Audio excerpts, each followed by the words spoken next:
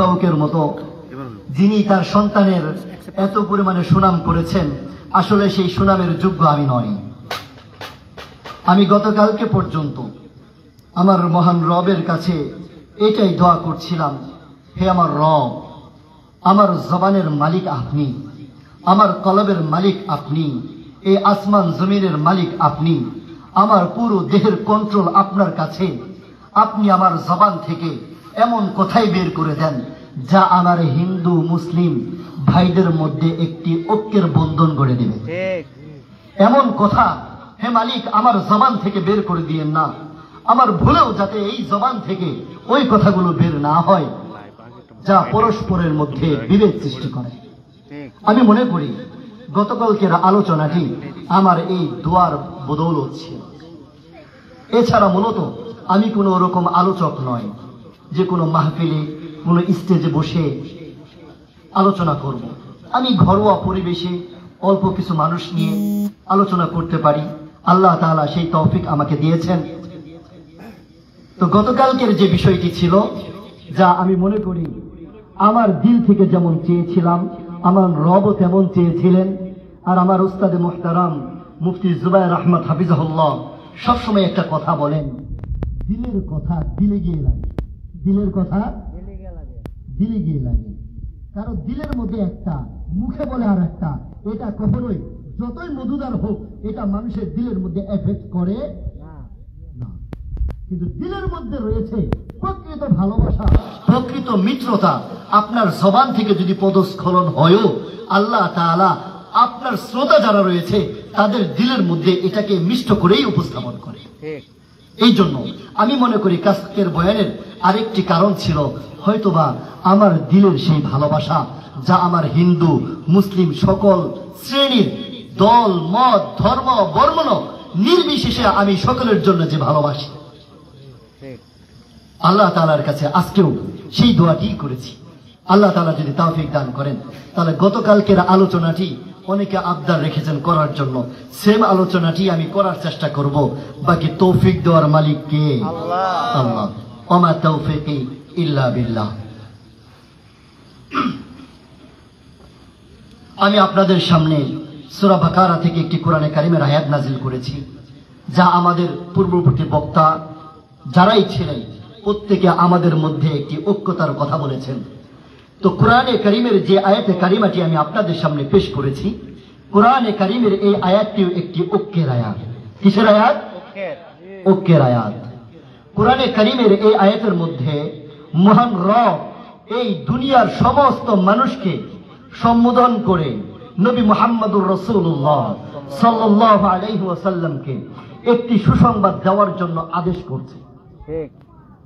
নবী মুহাম্মদুর রাসূলুল্লাহ সাল্লাল্লাহু আলাইহি ওয়াসাল্লামকে আল্লাহ তাআলা আদেশ করছেন, ওয়াবাশশির, হে নবী আপনি সুসংবাদ দিয়ে দেন। কাদেরকে? মুসলমানদেরকে, হিন্দুদেরকে, খ্রিস্টানদেরকে, বৌদ্ধদেরকে, নাকি গোটা দুনিয়ার মানুষদেরকে? গোটা দুনিয়ার মানুষদের কথা বলে ওয়াবাশশির। তবে গোটা দুনিয়ার মানুষের মধ্যে মহান রব দুইটা গুণের কথা বলেছেন, যে গোটা দুনিয়ার মানুষ, সে মুসলিম হোক, হিন্দু হোক, খ্রিস্টান হোক কিংবা অন্য কোনো ধর্মের হোক, তাদের মধ্যে যদি দুইটা গুণ পাওয়া যায় আপনি তাদেরকে এই সুসংবাদটি দিয়ে দেন। সুসংবাদটি কি আর গুণ দুটি কি? রব্বুল আলামিন বলছেন, ওয়াবাশশির আল্লাযীনা আমানু ওয়া আমিলুস সালিহাত। হে নবী আপনি দুনিয়ার সমস্ত মানুষদের মধ্যে থেকে যাদের মধ্যে আপনি বিশ্বাস নামক একটি বস্তু পাবেন, যাকে হিন্দু ভাইয়েরা বলে বিশ্বাস, মুসলমানেরা বলে ঈমান।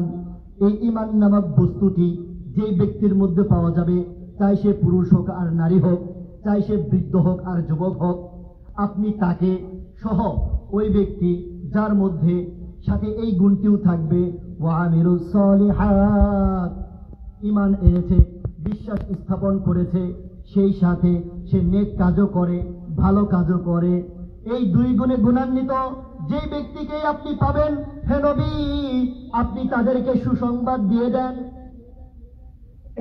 সুসংবাদটি কি? সুসংবাদটি হচ্ছে আন্না লাহুম জান্নাত আমি মহান রব তাদের জন্য একটি জান্নাত রেখে দিয়েছি। বলেন সুবহানাল্লাহ। জান্নাত, স্বর্গ রেখে দিয়েছি। যে সমস্ত মানুষের মধ্যে ঈমান আর আমল থাকবে, আল্লাহ রাব্বুল আলামিন বলছেন, হে নবী, আপনি তাদেরকে সুসংবাদ জানাইয়া দেন যে আমি তাদের জন্য একটি জান্নাত রেখে দিয়েছি। জান্নাত যে আবার কেমন হবে, কেমন জান্নাত, সেটার বিবরণও আল্লাহ তাআলা এই আয়াতে কারিমার মধ্যে বলে দিয়েছেন। আন্না লাহুম জান্নাত তাজরি মিন তাহতিহাল আনহার। আমি তাদের জন্য এমন এক জান্নাত রেখে দিয়েছি যে জান্নাতের তলদেশ দিয়ে নদী প্রবাহিত হয়। কি প্রবাহিত হয়? নদী। এখন আপনারা বলতে পারেন, নদী প্রবাহিত হওয়া কি এটা জান্নাতের কোনো গুণ হইল? আসলে নদীটা কেমন নদী সেটা হলো দেখার বিষয়।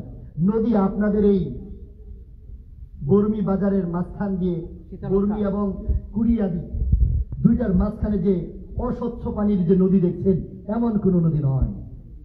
জান্নাতের নদী হবে দুধের নদী, জান্নাতের নদী হবে মধুর নদী, জান্নাতের নদী হবে শরাবের নদী, জান্নাতের নদী হবে স্বচ্ছ পানির নদী। কেমন স্বচ্ছ পানি, কেমন দুধের নদী, একটা বার কল্পনা করে দেখেন। দুনিয়ার নদীগুলো মাটি গর্ত করে ভেদ করে মাটির নিচ দিয়ে প্রবাহিত হচ্ছে, আর জান্নাতের নদীগুলো মাটির উপর দিয়ে প্রবাহিত হবে। সুবহানাল্লাহ। মনে করেন দুই পাশে চাচে ডালা প্রাচীর দিয়ে, অর্থাৎ কাঁচ দিয়ে বেষ্টনী করে মাঝখান থেকে দুধকে প্রবাহমান করে দেওয়া হয়েছে, মধুকে প্রবাহমান করে দেওয়া হয়েছে, স্বচ্ছ পানিকে প্রবাহমান করে দেওয়া হয়েছে। আপনি রাস্তার পাশে দেখেই তাকে দেখতে পাচ্ছেন। ওই নদীর মধ্যে মাছ রয়েছে, কুমির রয়েছে, আরো প্রাণী সম্পদ যা রয়েছে সব ওইটার ভিতরে রয়েছে। মৎস্য সম্পদ যা রয়েছে সব রয়েছে, সব দেখা যাচ্ছে। কল্পনা করতে পারেন, মধু এবং দুধ কত মূল্যবান জিনিস, এগুলো আবার নদীর মতো বয়ে যায়। এমন নদী আল্লাহ রাব্বুল আলামিন জান্নাতে রেখেছেন। এটা আশ্চর্যের বিষয় কি বিষয় নয়? আশ্চর্যের বিষয়। এমন নদী রেখে দিয়েছেন। শুধু এটাই নয়, যে নদী আল্লাহ রাব্বুল আলামিন রেখেছেন, দুনিয়ার মানুষ একটু ভ্রমণ প্রিয়। কি প্রিয়? ভ্রমণ প্রিয়। এই জন্য দুনিয়ার মানুষ মাঝে মাঝে তাদের অফ ডে, ছুটির দিনগুলোতে বেড়াতে যায়। এই জন্য দেখবেন পারিবারিক ভ্রমণ, ফ্যামিলি ট্যুর কিংবা এলাকা ভিত্তিক নৌকা ভ্রমণ করে, কি করে না? বিভিন্ন সংগঠনের পক্ষ থেকে নৌকা ভ্রমণ। আবার অনেক সময় চলে যায় সেই কক্সবাজার সমুদ্র সৈকত, যায় কি যায় না? তার মানে মানুষের মানবিক একটা তবিয়ত, নদীতে যাওয়া, সাগরে যাওয়া, সাগরের পারে বসে থাকা, আল্লাহ রাব্বুল আলামিনের প্রদত্ত নিয়ামত গুলোকে দেখা, এটা মানুষের হৃদয়ের অন্তরের প্রশান্তির কারণ হয়ে দাঁড়ায়, যার কারণে মানুষ সেখানে যায়। বলা হচ্ছে এটা জান্নাতেও থাকবে। জান্নাতে গিয়েও মনে হবে একটু যদি নদীতে বেড়ানো যেত, একটু যদি সাগরের পারে যাওয়া যেত, ওখানে বেড়ানোর সুযোগ থাকবে। ওখানে যে সমস্ত মানুষ ঈমান আর আমল নিয়ে যাবে, যে সমস্ত মানুষদের স্ত্রীরা ঈমান আর আমল নিয়ে মরতে পারবে, এই দুইজনেই জান্নাতের মধ্যে একত্রে, সাথে হুর গিলমান তাদের খাদেম খুদ্দাম সহ একসাথে নদী পথে বেড়াতে যাবে। এবার নদীর মধ্যে যখন বেড়াতে যাবে, স্বামী স্ত্রী দুইজনেই পাশাপাশি, এদিক দিয়ে সমুদ্রের মাছেরা নৌকাটাকে একদম ঘেরাও করে ধরবে, আর মাছেরা শুধু বলতে থাকবে, হে জান্নাতি ভাই, হে স্বর্গের অধিকারী, তুমি আমাকে খাও, আমি অনেক মজাদার। বলেছে জান্নাতি ব্যক্তি মাছগুলোকে দেখে তার খেতে মন চাইবে, যে মনে হয় মাছটা অনেক মজাদার হবে, মনের মধ্যে ভাবের উদয় হবে, আর সাথে সাথে মাছটি ভুনা হয়ে তার সামনে চলে আসবে। এমন এক জান্নাত। এবার জান্নাতের মধ্যে, স্বর্গের মধ্যে, সেই স্বর্গের মানুষটি, জান্নাতের মানুষটি মাছটাকে খাবে, তার স্ত্রীর মুখে তুলে দিবে, সবাই মিলে খাবে।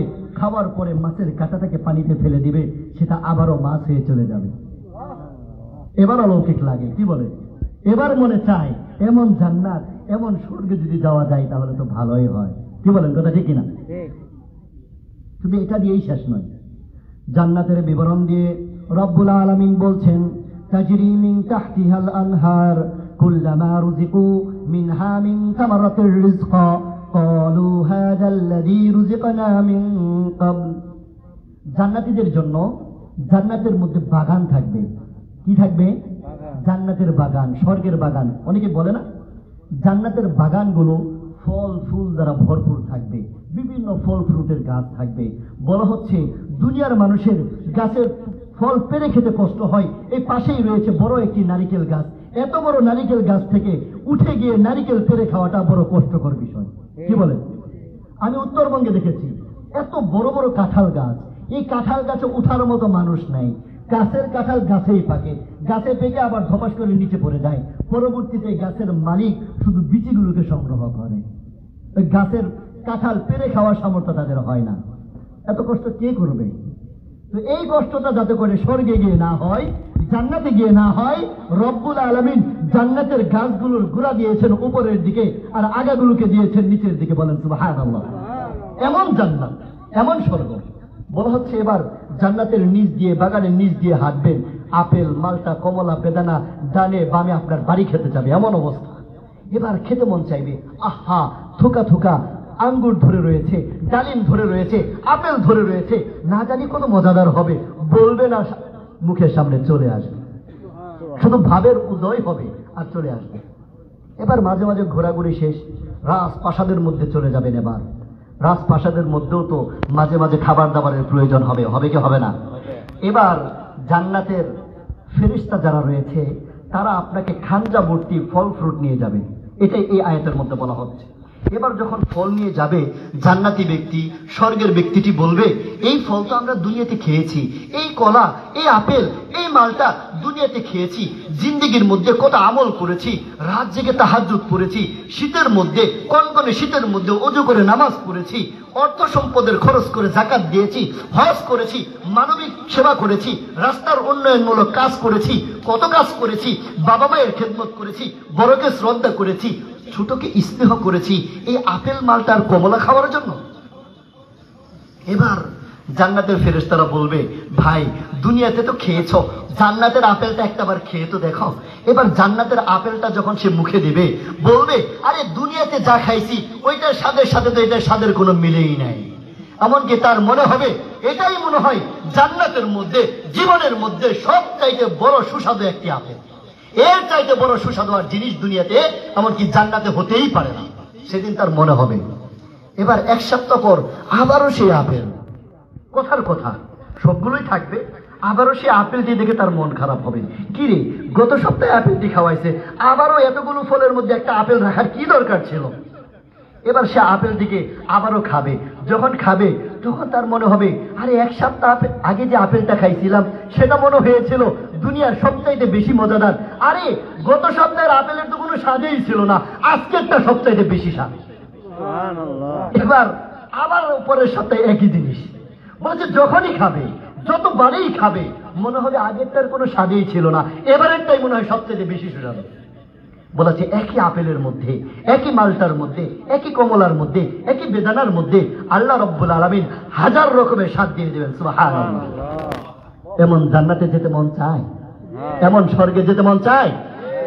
যেতে হলে লাগবে কয়টা জিনিস? বিশ্বাস আর আমল, বিশ্বাস আর কর্ম। এই ঈমান আর আমল, বিশ্বাস আর কর্ম। নেক কর্ম করতে হবে, ভালো কাজ করতে হবে। সমাজে উচ্ছৃঙ্খলতা, বিশৃঙ্খলতা তুমি তৈরি করে মুসলমান হয়েও স্বর্গে যেতে পারবা না। তুমি সমাজের মধ্যে, হিন্দু সমাজের হয়েও বিশৃঙ্খলতা তৈরি করে কোনোদিন স্বর্গে যেতে পারবা না। নেক কাজ করেই তোমাকে মরতে হবে, সমাজের মধ্যে ভালো কাজ করেই মরতে হবে, বাবা মায়ের সম্মান করে তোমাকে মরতে হবে, বড়কে শ্রদ্ধা করেই তোমাকে মরতে হবে, ছোটকে স্নেহ করেই তোমাকে মরতে হবে। তাহলেই তুমি স্বর্গে বা জান্নাতে যাইবা। শর্ত দিয়ে দিয়েছেন মালিক দুইটা। বেশি জিনিস চাইছে? কয়টা? দুইটা। আরে ভাই, দুনিয়াতে একজন ব্যক্তি গার্মেন্টসে চাকরি করে, বেতন পায় মনে করেন 50,000 টাকা। এত তো বেতন সবাই পায় না। লেবার কর্মচারীরা 17,500 টাকা সর্বোচ্চ বেতন। বলেছে তার উপর দোস্ত মহলেরা 20,000, 30,000, 50,000ই পাইল। বলেছে 50,000 টাকার বিনিময়ে, বলেছে সকাল 8টায় ঢুকছ, বিকেল 8টায় তুমি বের হচ্ছ, কিংবা সন্ধ্যা 8টায় তুমি কোম্পানি থেকে ছুটি নিচ্ছ। এই যে 12টি ঘন্টা তোমাকে গাদার মতো খাটাচ্ছে, আর তুমি সেই কাজ করছো কেন? মালিক আমাকে বেতন দেয়। মালিক আমাকে কি দেয়? কাজ না করলে বেতন দিবে? এই কাজ না করলে বেতন দিবে? দিবে না। বলা হচ্ছে 50,000 টাকার বিনিময়ে তুমি তোমার ওই কোম্পানির মালিকের কাছে নিজেকে গোলাম বানিয়ে নিয়েছ। আর তোমার মালিক তোমার জন্য এই সুবিশাল আসমান বানিয়েছেন, জমিন বানিয়েছেন, গাছপালা নদী নালা বানিয়েছেন, এত কিছু বানিয়েছেন।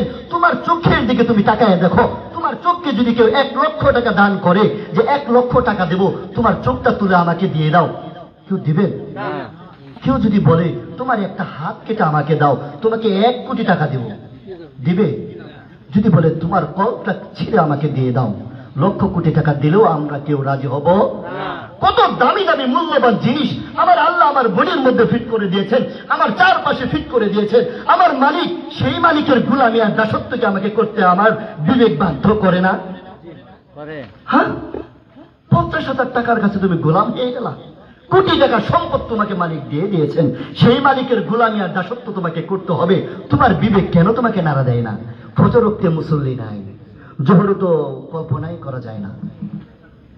আফসোস, হে মুসলিম উম্মাহ, হে আমার হিন্দু সমাজের ভাই, যেই হন, প্রত্যেকের জন্য তার মালিকের গোলামি আর দাসত্ব অনিবার্য। মালিকের ব্যাপারে কোরআনে কারীমের মধ্যে বলেছেন, ওয়ামা খালাকতুল জিন্না ওয়াল ইনসা ইল্লা লিয়াবুদুন। আমি মানুষ বলেছেন মালিক। এখানে বলেন নাই মুসলমানদেরকে আমি বানিয়েছি, বলেন নাই হিন্দুদেরকে শুধু এটার জন্য বানিয়েছি, খ্রিস্টানদেরকে শুধু এটার জন্য বানিয়েছি। মালিক বড় মোহব্বত করে মানুষ বানিয়েছেন, মানুষদেরকে দুনিয়ার মধ্যে আশরাফুল মাখলুকাত করেছেন। দুনিয়ার মধ্যে যত কিছু আছে সব কিছুর মধ্যে শ্রেষ্ঠ হচ্ছে মানুষ। বলেছে ওই আকাশের সূর্যটা পর্যন্ত এই মানুষের খেদমত করে। বলেন কথা ঠিক কিনা? চন্দ্রটা পর্যন্ত এই মানুষের খেদমত করে যাচ্ছে। দুনিয়ার সব কিছু এই মানুষের খেদমত করছে। আর মালিক শুধু চায় যে তোমাদেরকে আমি এত কিছু দিয়েছি, এত ফ্যাসিলিটিস দিচ্ছি, এই তোমরা মানুষ শুধু আমার গোলামি করবা। কার গোলামি? দুনিয়াতে দাসত্ব হবে কয়জনের? ইবাদত হবে কয়জনের? পূজা হবে কয়জনের? একজনের। আমি গতকালকের মজলিসে বলেছিলাম, আমাদের সকলের মালিক এক। সকলের মালিক এক। কিভাবে সেটা মোটামুটি আমার পূর্ববর্তী 2 বক্তা আলোচনা করে দিয়েছেন আমার হিন্দু সম্প্রদায়ের পক্ষ থেকে। আমি আরেকটু এটার সাথে একটু জেদ টানতে চাচ্ছি। মালিক যদি এক না হইতেন তাহলে আমরা কখনো দেখতে একরকম হইতাম না। আমার কপালে এমন কোন চিহ্ন থাকতো যে চিহ্নের কারণে আমরা বুঝতে পারতাম লোকটি হিন্দু কিংবা খ্রিস্টান কিংবা মুসলমান। কিন্তু আমাদের পুরো বডির মধ্যে কি এমন কোন চিহ্ন আছে যা দেখলে বলবে এই লোকটা হিন্দু, এই লোকটা মুসলমান, এই লোকটা খ্রিস্টান? কোন আলামত আছে? কোন চিহ্ন আছে? তাহলে কিসের ভিত্তিতে আমরা নিজেদেরকে হিন্দু, মুসলিম, খ্রিস্টান বলে বিভেদ করে রেখেছি? মূলত আমরা দেখতে এক। এটার দ্বারা প্রমাণ বহন করে আমাদের মালিকও একটা কোম্পানির লাখো প্রোডাক্ট হতে পারে, কিন্তু প্রোডাক্ট সবগুলোর ক্যাটালগ এক। এই কথা বলেন ঠিক কিনা? ঠিক অনুরূপ ভাবে আজকে যদি মালিক একজন না হয়ে 2 জন 3 জন কিংবা বহুজন হতেন তাহলে কি হতো? মনে করেন মুসলমানদেরকে আল্লাহ বানিয়েছেন, আমার হিন্দু ভাইদেরকে ভগবান বানিয়েছেন, আর খ্রিস্টানদেরকে ঈশ্বর বানিয়েছেন। তাহলে এমন হতো, মুসলমানদের আল্লাহ মনে করেন মুসলমানদেরকে 2টা হাত দিয়েছে, এবার হিন্দুদের ভগবান বলবে আমার পাওয়ার কি কম রে, এই মুসলমানদের আল্লাহ মুসলমানদেরকে 2টা হাত দিয়েছে, আমি আর 2টা বাড়াই দিয়ে 4টা করে দেব। এবার খ্রিস্টানদের ঈশ্বর বলবে আরে হিন্দুদের ভগবান হিন্দুদেরকে 2টা চোখ দিয়েছে, আমি পিছনে আরো 2টা চোখ বাড়ায় দেব। এমন হইতো কি হইতো না? কারণ এক কোম্পানির জিনিস কখনো আরেক কোম্পানির জিনিসের সাথে মেলে না। এখানে যত জনতা উপস্থিত রয়েছেন সবার কাছে কম আর বেশি মোবাইল ফোন আছে না নাই? যদি সকল মোবাইল ফোনকে আমি আজকে স্টেজের মধ্যে জমা করি, অথবা শতখানিক ফোন হবে, কিন্তু এর মধ্যে থেকে যদি আমি একজনকে দায়িত্ব দেই, এখান থেকে স্যামসাং মোবাইলটাকে আলাদা করে দাও, নোকিয়া ফোনটিকে আলাদা করে ফেলো, ভিভো ফোনটিকে আলাদা করে ফেলো, আইফোনটাকে আলাদা করে ফেলো, আলাদা করা সম্ভব কি সম্ভব না? সবাই একমত? কিন্তু যদি আমি 100 জন মানুষকে এক জায়গায় করি, 10 জন হিন্দু থেকে, 10 জন মুসলমান থেকে, 10 জন খ্রিস্টান থেকে, আরো কোনো উপজাতি থেকে এক জায়গায় করে দিয়ে যদি বলি এখান থেকে শুধু হিন্দুদেরকে আলাদা করে দেখাও, সম্ভব না। কেন সম্ভব নয়? কারণ দেখতে এক, তার মানে কোম্পানিও মেড ইন এই মিডিল একজনেই বানাইছে, একজনে না বানিয়ে দুইজনে বানাইলেই কোম্পানি ভিন্ন ভিন্ন হইতো, দেখতে ভিন্ন ভিন্ন হইতাম।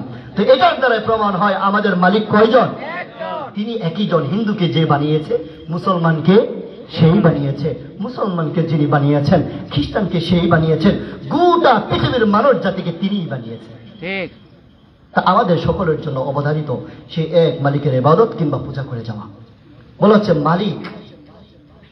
মালিক এক, এটার প্রমাণ কি?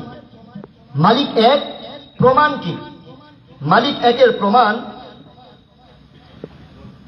ইসলাম ধর্মের কিংবা আমাদের সকলের ধর্মীয় গ্রন্থ আল কোরআন। আল কোরআনের মধ্যে মালিক তার পরিচয় বর্ণনা করে দিচ্ছেন।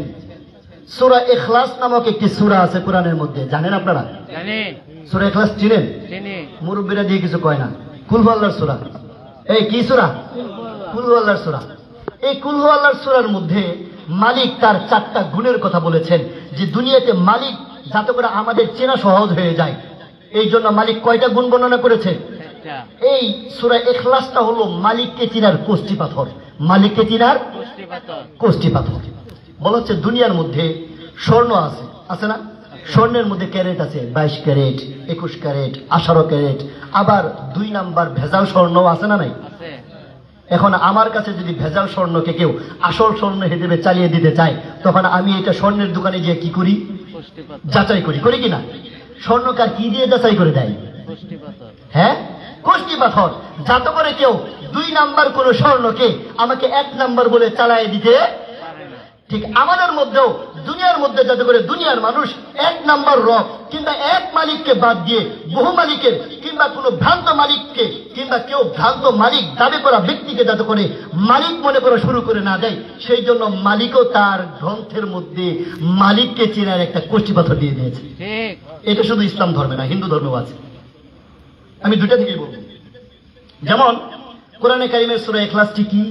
আল্লাহ তাআলা সূরা ইখলাসের মধ্যে বলছেন, আউযু বিল্লাহি মিনাশ শাইতানির রাজীম, বিসমিল্লাহির রহমানির রহিম, কুল হুয়াল্লাহু আহাদ, আল্লাহুস সামাদ, লাম ইয়ালিদ ওয়া লাম ইউলাদ ওয়া লাম ইয়াকুল লাহু কুফুয়ান আহাদ। হে নবী, আপনি মানুষদেরকে জানিয়ে দেন আমি রব, আমি মালিক হচ্ছি, এই দুনিয়ার মালিক। এই দুনিয়ার বাইরেও আল্লাহ রব্বুল আলামিন আরো 7টি আসমান 7টি জমিন বানিয়েছেন। আমাদের নজরে যা কিছু দেখি বা না দেখি সব কিছুর মালিক কয়জন? একজন। মালিক এটাই বর্ণনা করছেন, মালিক হবেন এক এবং অদ্বিতীয়। আল্লাহুস সামাদ, মালিক হবেন এমন একজন, রব হবেন এমন একজন যে রবের কোনো কিছুর প্রয়োজন হয় না। রবের যদি কোনো কিছু প্রয়োজন হয় তাহলে সেও রব হইতে পারে না, মালিক হইতে পারে না। প্রয়োজন কি জিনিস?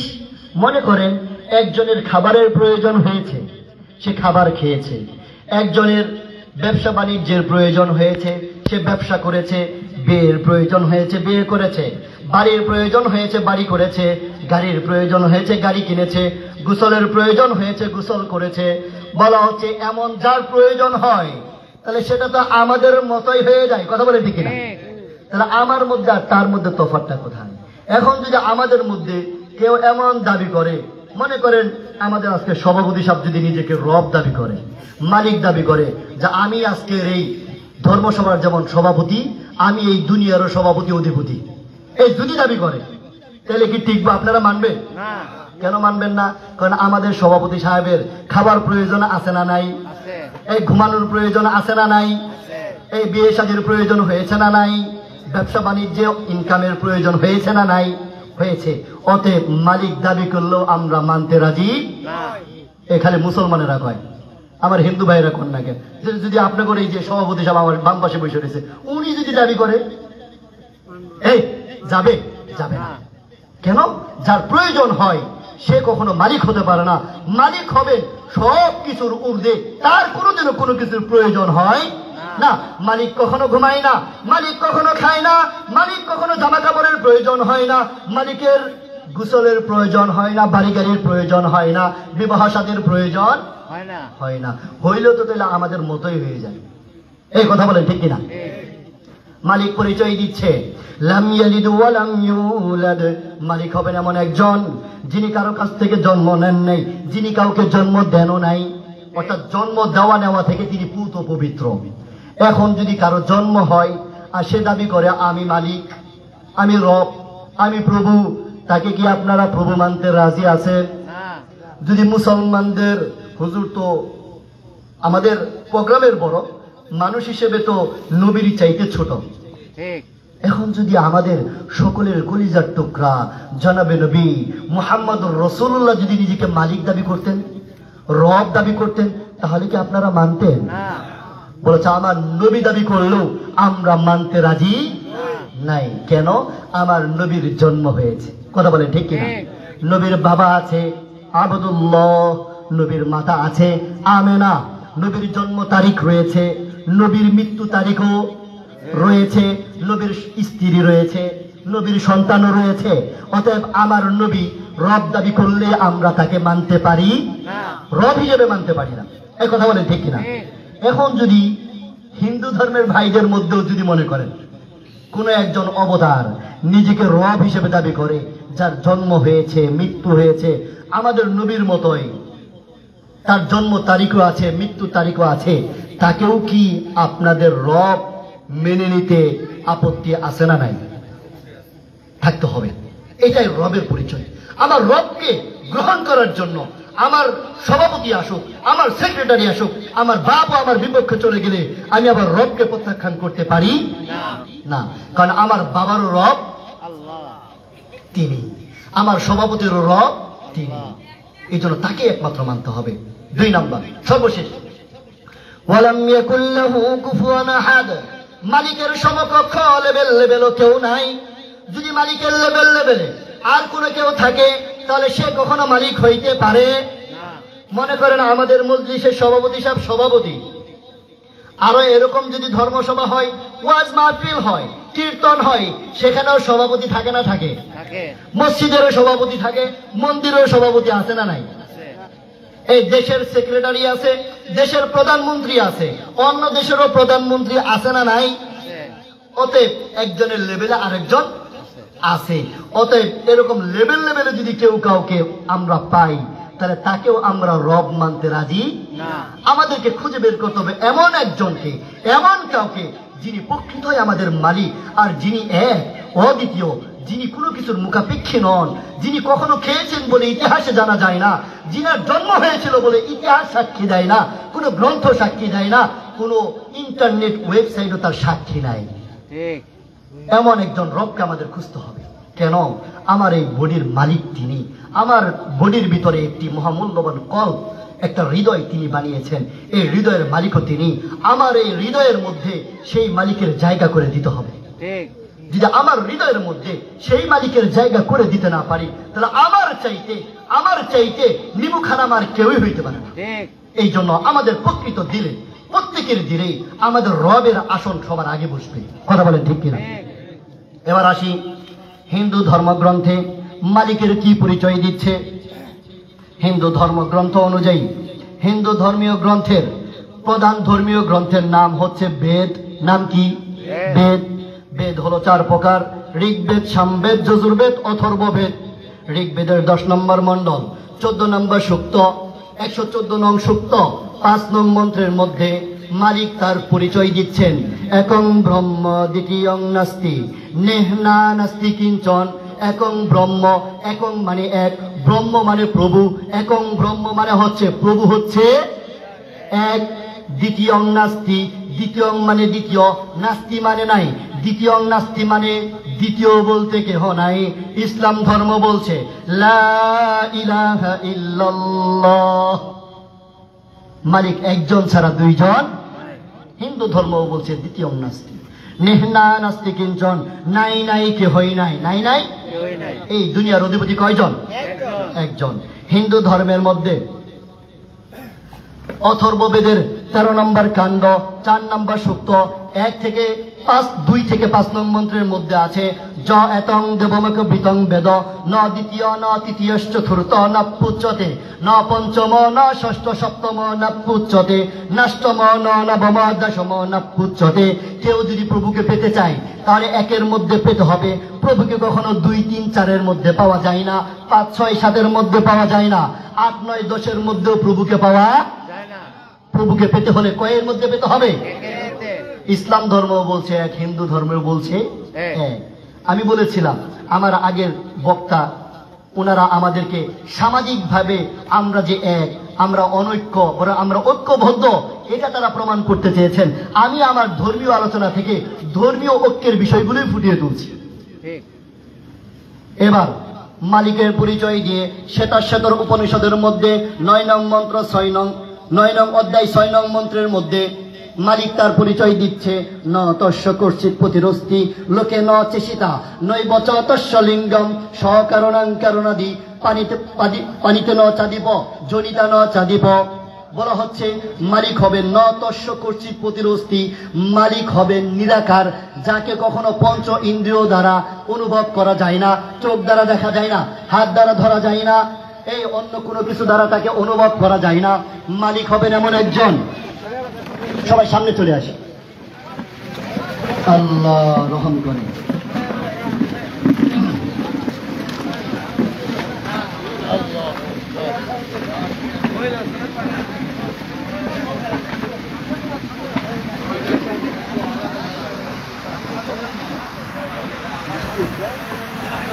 যে সবাই চেপে চেপে বসে একটু সুযোগ দিয়ে দিই ইনশাআল্লাহ, বৃষ্টিতে যাতে করে আমার একটা ভাইও না ভিজে যায়।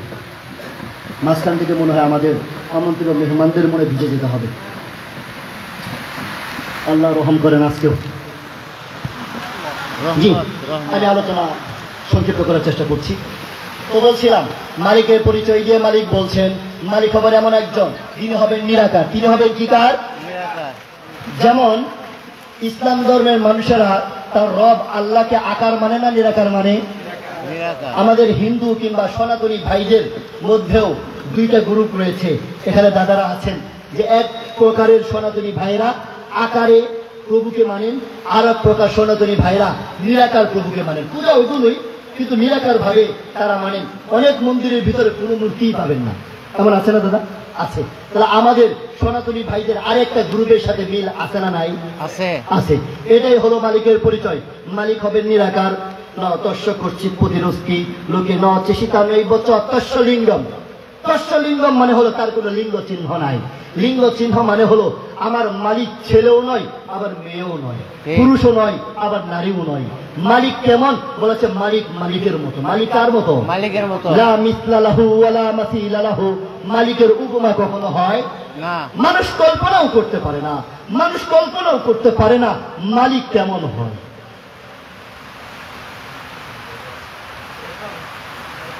আচ্ছা, কথা বলতে থাকেন।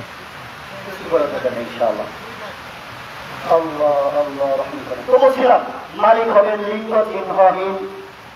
মালিকের পরিচয় মালিক বর্ণনা করে দিয়েছেন। এই সাউন্ড ঠিক করেন।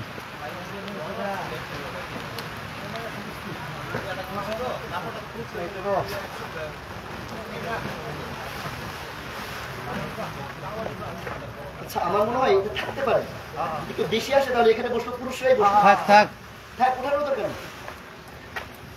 ভিজাইতে চাইতেছেন আর কি। বৃষ্টি গেছে গে তো।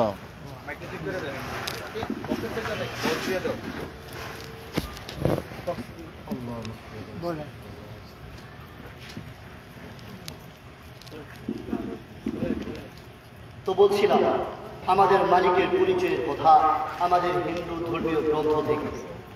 এবার আসি তার পরিচয়ের সর্বশেষ একটি পরিচয় হচ্ছে ন তস্য কর্ষিত প্রতিরস্তি লোকে ন চেষিতা নৈব চ তস্য লিঙ্গম সকারণাং কারণাদি পাদিপে ন চাস্য কর্ষিত জনিতা ন চাদিপ।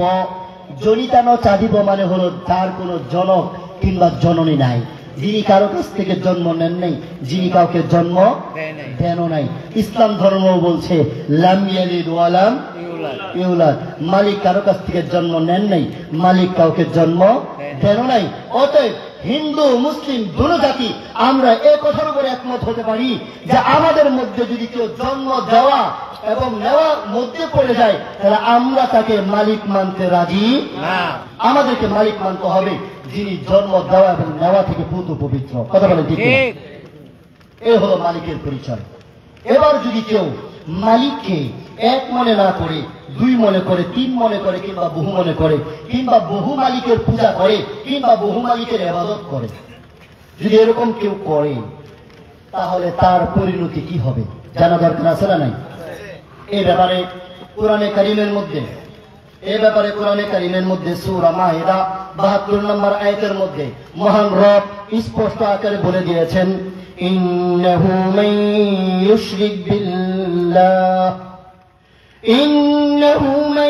ইউশরিক বিল্লাহ ফাকাদ হারামাল্লাহু আলাইহিল জান্নাহ ওয়া মাওয়াহুন নার ওয়া মা লিয-যালিমিন মিন আনসার। নিশ্চিতভাবে হে মানুষ সকল জেনে রাখো, চাই তুমি হিন্দু হও কিংবা মুসলিম হও কিংবা অন্য কোনো ধর্মের হও, নিশ্চিতভাবে জেনে রাখো তুমি যদি মালিকের সাথে মানে যে ইউশরিক মানে অংশীদার করে। ইউশরিক মানে কি করে? অংশীদার মানে বুঝেন, একটা দোকানের দুইজন মালিক আছে না, আছে, এরকম করাটা।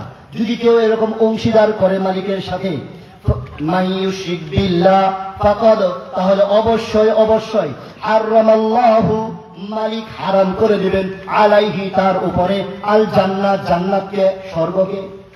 মালিকের সাথে যদি কেউ কাউকে অংশীদার করে যে এও মালিক এও মালিক, দুইজন মালিক, কিংবা আমরা এই যে সামনে যারা আছি সবাই মালিক, এমন যদি কেউ অংশীদার করে তাহলে তার ব্যাপারে বলা হচ্ছে, মালিক বলছে যে স্পষ্টতর ভাবে তার উপরে স্বর্গকে চিরতরে হারাম করে দেওয়া হবে। ওয়া মাওয়াহুন নার, তার একমাত্র জায়গা হবে নরক, একমাত্র জায়গা নরক বা জাহান্নাম। ওয়া মা লিয-যালিমিন মিন আনসার, সেদিন সেখানে সে কোনো সাহায্যকারী পাবে না। বলা হচ্ছে দুনিয়ার মধ্যে কোন মানুষ যদি বিপদের মধ্যে পড়ে, কোন ভাই যদি বিপদে পড়ে, তার পাশে দাঁড়ানোর জন্য তার ভাই রয়েছে, তার বাবা রয়েছে, তার চাচা রয়েছে, মামা রয়েছে, ফুপা রয়েছে, আরো অনেক বন্ধু বান্ধব রয়েছে। কিন্তু যদি কেউ মালিকের সাথে কাউকে একবার অংশীদার করে ফেলে আর সে যদি এইভাবে মৃত্যুবরণ করে আর নরকে চলে যায়, সেদিন সে আর কোনো সাহায্যকারী পাবে না। সেদিন সে তার বাপকে চিনবে না, মাকে চিনবে না, বন্ধুকে চিনবে না। সে বিপদে পড়ে বাবার কাছে যাইবে, বাবা আমাকে একটু নেকি দাও, আমি একটু নেকি নিলেই তো আমি জান্নাতে যেতে পারবো, একটু স্বর্গে যেতে পারবো। বাবা প্রত্যাখ্যান করবে। যেই বাবা সন্তানকে আদর সোহাগ করে বড় করেছে, সেই বাবা বলবে, কি বলে, দুনিয়াতে তো আবার বিয়েই হয়নি, সন্তান হবে কই থেকে? ভাই ভাইকে অস্বীকার করবে, বোন ভাইকে অস্বীকার করবে, বোন বোনকে অস্বীকার করবে, মাও তার সন্তানকে অস্বীকার করবে। যেই মা সন্তান না খাওয়া পর্যন্ত মা খায় না, যেই মা বলতে সন্তান একবার বিছানার এক পাশে পেশাব করে দিলে সন্তানকে শুকনা জায়গায় শুয়ে দিয়ে নিজে পেশাবের জায়গায় শুয়ে পড়েছে, বলা হচ্ছে সন্তান ওই জায়গায় পেশাব করে দিয়েছে একই শীতের রজনীর মধ্যে, বলা হচ্ছে সন্তানকে বুকের মধ্যে জায়গা দিয়েছে। এ মানুষ সেদিন অস্বীকার করবে, আমার কোনো সন্তান নাই, আমি তোমার কোনো হেল্প করতে পারবো না। সেদিন কেউ কারো সহযোগী সাহায্যকারী পাবে না। এই জন্য এই গুনাহ, এই পাপ কত ভয়ঙ্কর পাপ। এই পাপ যদি কেউ করে, বলছে দুনিয়ার সকল পাপের মাপ রয়েছে, কিন্তু অংশীদার নামক এই পাপের কোনো মাপ নাই। প্রভু এটাকে কখনোই মানতে পারেন না। বলতে পারেন প্রভু খুন করাকে মাফ করবেন, প্রভু চুরি করাকে মাফ করবেন, এই একটা পাপের ব্যাপারে কেন এত কঠোর, কেন এত কঠোর? আমার বেসিক নলেজে বলে, মনে করেন দেশের মধ্যে একজন ব্যক্তি রয়েছে, অনেক ভালো মানুষ, সে সামাজিক কাজে ব্যক্তিগতভাবে সে কখনোই কোনোদিন কোনো অন্যায় কাজ করেনি, আমাদের নজরে তার অন্যায় কোনোদিনও পড়েনি। ঘটনাক্রমে একদিন জানা গিয়েছে সে এই ভালোবেসে রূপ ধরে ভিতরে ভিতরে রাষ্ট্রের ব্যাপারে একটি কুচক্রান্ত করছে, অর্থাৎ রাষ্ট্রদ্রোহিতার একটা কাজে সে লিপ্ত রয়েছে। সে রাষ্ট্রের কোনো সিক্রেট নিউজকে আরেক দেশের মধ্যে পাচার করে দিচ্ছে। এই ব্যক্তি যদি ধরা পড়ে তাহলে তার শাস্তি কি হবে? রাষ্ট্রদ্রোহিতার মামলা, কি বলেন? আর রাষ্ট্রদ্রোহিতার মামলার সর্বোচ্চ শাস্তি কি? মৃত্যুদণ্ড। কথা বলেন কি? মৃত্যুদণ্ড। আবার আমাদের এই দেশের মধ্যে মনে করেন একজন ব্যক্তি রয়েছে, এলাকার মধ্যে যত আকাম কুকাম আছে সব করে, কি করে? নামাজ পড়ে না, রোজা রাখে না, মদ খায়, সুদ খায়, ঘুষ খায়, অন্যায় অনাচার সব করে, কিন্তু ঘটনাক্রমে সে কোনো রাষ্ট্রদ্রোহিতার কাজের সাথে লিপ্ত নয়। সে তার ব্যাপারে যদি মামলা হয় তাহলে কয় বছরের শাস্তি দিবেন আপনি? 1 বছর, 2 বছর, 50 বছর? এই মৃত্যুদণ্ড তো দিতে পারবেন না, পারেন? এরকম অন্যায়ের কারণে মৃত্যুদণ্ড হয়। এখন আপনারা বলতে পারেন এটা দেশের কেমন আইন যে এই লোকটা এত ভালো, তাকে একটা অন্যায়ের কারণে ফাঁসি দিল, আর এই লোকটা কত খারাপ, তারে কি দিল? যাবজ্জীবন কারাদণ্ড, তারে ফাঁসি দিল না।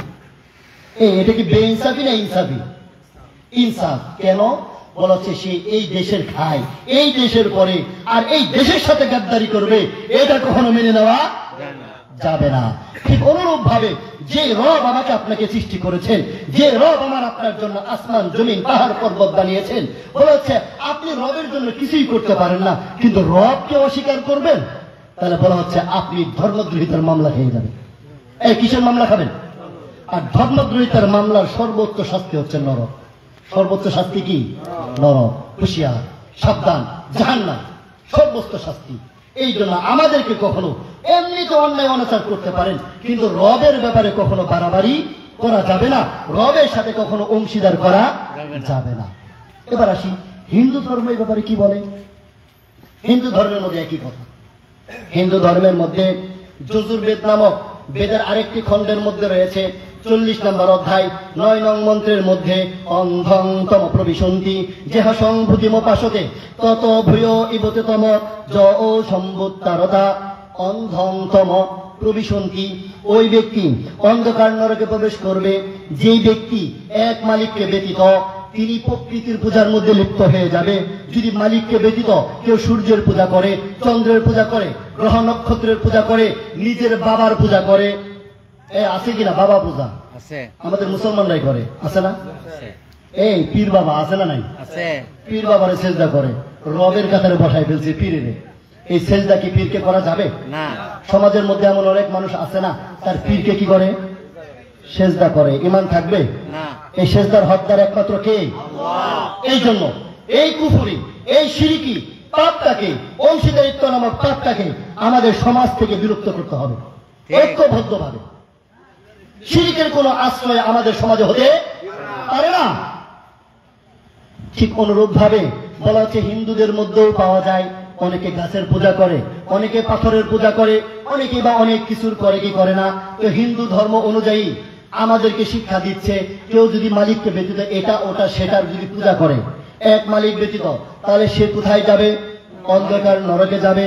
তাহলে ইসলাম ধর্মও বলছে কেউ যদি মালিককে ব্যতীত অন্য কিছুর পূজা করে, ইবাদত করে, সে যাবে জাহান্নামে। হিন্দু ধর্মও বলছে কেউ যদি এক মালিকের পূজা বাদ দিয়ে বহু মালিকের পূজা করে, ভিন্ন কিছুর পূজা করে, সে নরকে যাবে। দুইটা কথা এক হইল কি হইল না? তাহলে ধর্মীয় ভাবে এই দুইটা বিষয়ে আমরা হিন্দু মুসলিম সবাই এক। আমাদের গ্রন্থে একই রকম বলেছে। দেখেন, আমরা তো সাধারণত একটা সৃষ্টি, আর তিনি তো স্রষ্টা, তিনি রব, তিনি সবকিছু সৃষ্টি করেছেন। তিনি এই অন্যায়ের ব্যাপারে কেন এত কঠোর? আরেকটি কথা বলি, আমরা সব ধরনের অন্যায় সহ্য করতে পারলেও কখনো অংশীদারিত্ব নামক এই জিনিসটা কেউ পছন্দ করি না। যেখানে আমরা সৃষ্টি হয়ে অংশীদারিত্ব পছন্দ করি না, তিনি রব হয়ে কিভাবে অংশীদারিত্ব পছন্দ করবেন? যেমন দেখেন, আমাদের মা বোনদের কাছে আগে বিনীত আরজ করছি, উপমা তো উপমায়, আপনারা মনে কষ্ট নেবেন না। আর মনে করেন আপনাদের বাদ দিলাম, আমার বিবির কথাই বলি, আমার বিবির উপমায় গিয়ে কোনো সমস্যা নেই। আমার বিবি যদি মনে করেন এই যে আজকে রাত্রে ওয়াজ করছি বা বয়ান করছি, এরপর অনেক রাতে আমাকে বাড়িতে ফিরে যেতে হবে, গতকালকে যাওয়ার কথা ছিল, আজকে প্রোগ্রামটার কারণে যেতে পারিনি। যতই রাত হোক আমার বিবি আমার জন্য হয়ে জেগে থাকবে, কিংবা মোবাইল একটা অন করে রাখবে যে স্বামী আমার ফোন দিবে, সাথে সাথে দরজাটি খুলে দিতে হবে। এটা আমারই স্ত্রী না, সবার স্ত্রী এরকম। কি বলে? অনেকের স্ত্রী আছে স্বামী অনেক পরিশ্রম করে, স্ত্রী তো না খেয়ে বসে থাকে যে স্বামী আসবে আর একসাথে খাবে। এমন মা বোন আছেন আমাদের সমাজে। এই সমস্ত মা বোনের আসলে কামিয়া, কারণ হাদিসের মধ্যে রয়েছে, রাসূল বলেছেন যদি আল্লাহ তাআলা এই দুনিয়ার মধ্যে কাউকে সিজদা করার অধিকার দিতেন, একটু ধ্যান নেই, সেজদা একমাত্র কার জন্য? রবের জন্য। তো রব যদি সাময়িক সময়ের জন্য দিতেন, তাহলে এটার অনুমোদন দিতেন যে একটা স্ত্রী লোক, একটা স্ত্রী যেন তার স্বামীকে সেজদা করে। মানে বুঝতেছেন, একটা স্ত্রীর কাছে তার স্বামী কতটা মূল্যবান। এখন হিন্দুর স্ত্রী হোক আর মুসলমানের স্ত্রী হোক, আমাদের সকল মা বোনদের জন্য এটা আবশ্যক যে আমার স্বামী আমার মাথার মুকুট, আমার স্বামীর ইজ্জত আমার সবার উপরে। এই জন্য অনেক মা বোনেরা রয়েছে স্বামীদের সাথে খারাপ ব্যবহার করে, স্বামীদের সাথে তর্ক বিতর্কে লিপ্ত হয়ে যায়। আছে না? আছে। এই ধরনের জঘন্য পাপ করা যাবে না, কারণ মালিক এটার অনেক বড় একটা জায়গায় তার অবস্থান দিয়েছে স্বামীকে। আমি বলবো আমার হিন্দু মা ও বোনেরা, আমার মুসলিম মা ও বোনেরা, যাদের কর্ণ কোহর পর্যন্ত আমার এই কথাগুলোকে যাচ্ছে, আল্লাহর হস্তে রবের হস্তে আপনারা কখনো স্বামীর কথার উপরে কথা বলিয়েন না, স্বামীর সাথে কখনো বেদবি করেন না। স্বামী যদি আপনার উপরে অসন্তুষ্ট হয়ে যায়, তাহলে আপনিও কখনো স্বর্গে বা জান্নাতে যেতে পারবেন না। তো বলছিলাম, এই স্ত্রী যে স্বামীকে ভালোবাসে, এখন একদিন রাত্রেবেলা মনে করেন আমি আমার বাড়িতে গিয়েছি, রাত্রেবেলায় যাওয়ার পর আমার স্ত্রী আমাকে সুন্দর করে খাবার দাবারের আয়োজন করে দিয়েছে, গরমের দিনে গিয়েছি গোসল করার জন্য গরম ঠান্ডা পানির ব্যবস্থা করে দিয়েছে, মাথায় তেল করে দিচ্ছে, আর আমার বুকের মধ্যে বুক রেখে আমাকে বলছে, স্বামী গো, আমি তোমাকে অনেক